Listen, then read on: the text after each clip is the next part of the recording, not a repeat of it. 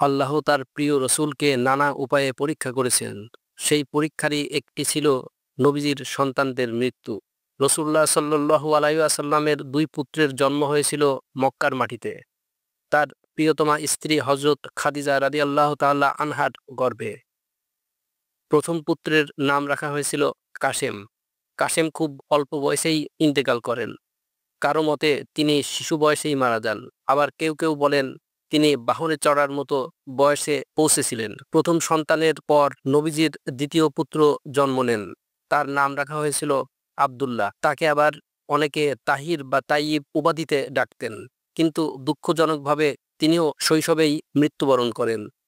প্রিয় নবীর বুক ফেটে গিয়েছিল সন্তানের মৃত্যুতে, তবুও তিনি সর্বদা আল্লাহর ফায়সালার প্রতি সন্তুষ্ট ছিলেন। এরপর দীর্ঘ সময় কোনো ছেলে সন্তান জীবিত থাকেনি নবীজির ঘরে। কিন্তু আল্লাহ তাআলা অষ্টম হিজরিতে মদিনায় নবীজিকে আরেকটি পুত্র সন্তান দান করেন।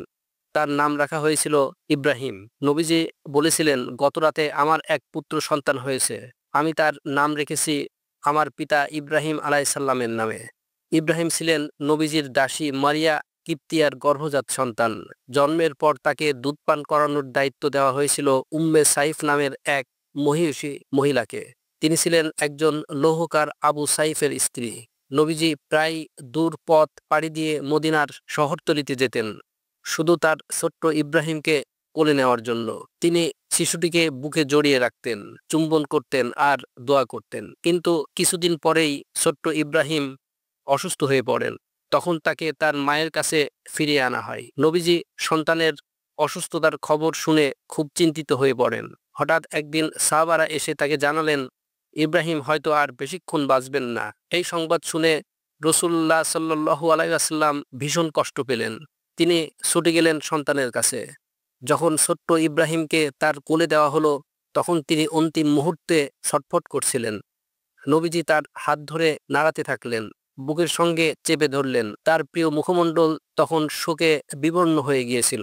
নবীর চোখ থেকে টলমল করে পানি ঝরতে লাগলো। এমন সময় সাহাবারা অবাক হয়ে জিজ্ঞাসা করলেন, হে আল্লাহর রসুল, আপনি কি কাঁদছেন?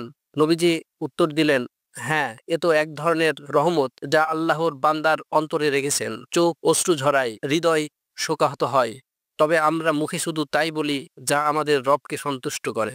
ইব্রাহিমের মা ও খালারা উচ্চস্বরে কাঁদতে লাগলেন।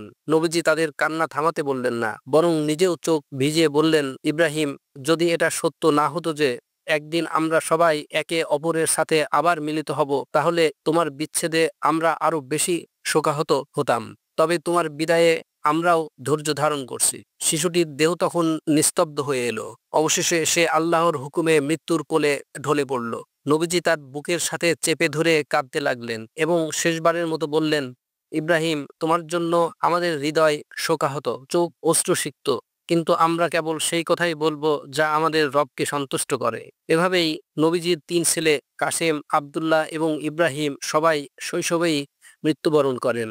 আল্লাহ তার প্রিয় নবীকে এই পরীক্ষার মধ্য দিয়ে ধৈর্য ও আত্মসমর্পণের সর্বোচ্চ উদাহরণ বানিয়েছেন।